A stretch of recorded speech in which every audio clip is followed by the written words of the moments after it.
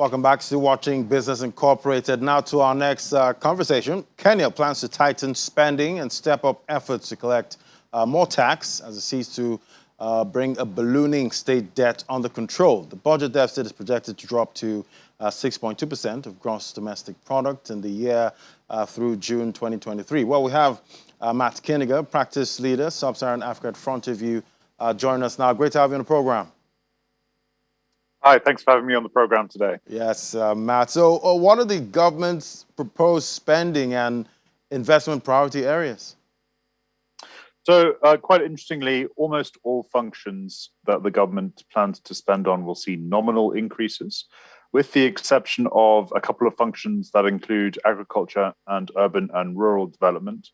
But we are going to see quite substantial real terms increases for education, energy, infrastructure, health, and very interestingly, national security.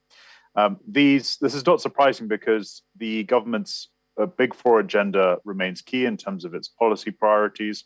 So these focus on raising productivity in agriculture, developing manufacturing, expanding affordable housing, and rolling out the National Health Insurance Scheme. So these, the Big Four continues to inform some spending priorities. But there are a couple of new measures that are quite interesting. So the government is looking to cut VAT on the manufacturing industry, especially the medical devices manufacturing industry.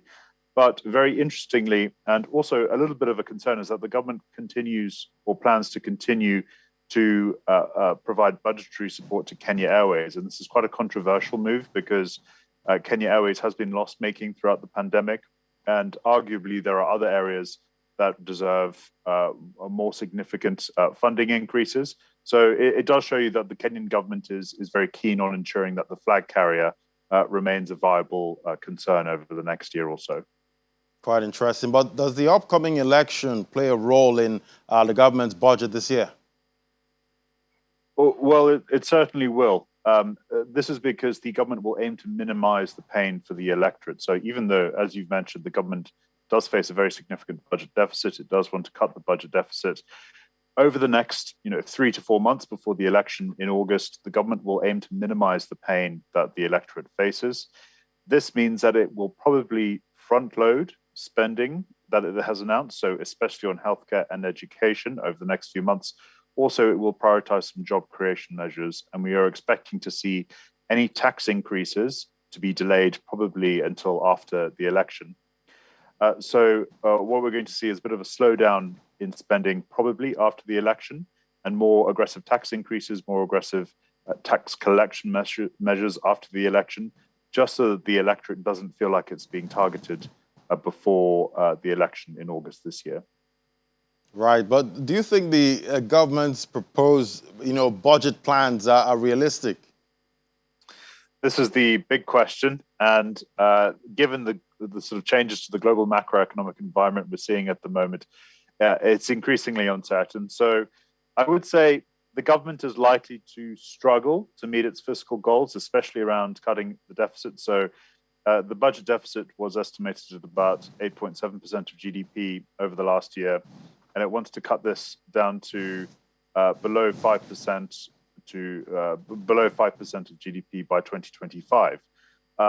This is not surprising. Most governments in sub-Saharan Africa are trying to do the same thing. South Africa is a very good example. But this assumes two or three things. One is that the country will enjoy continued strong economic growth, as well as strong fiscal receipts, strong and growing tax receipts over the next couple of years, but also a relatively stable currency. Now, these things are not guaranteed. We are seeing quite significant economic headwinds facing Kenya over the next year or so.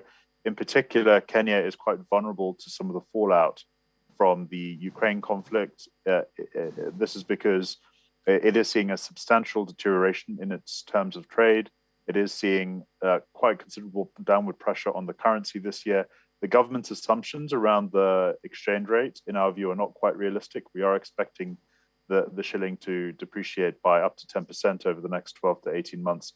And this will affect debt servicing costs for Kenya, especially on its dollar-denominated debt. So what this means is that the government will face a lower than expected tax receipts, lower than expected tax receipts over the next 12 months or so because of slower economic growth, but also higher debt servicing costs because of a weaker currency. And this will constrain its ability to increase spending and cut its deficit at the same time. So certainly some substantial challenges for the government over the next year or so.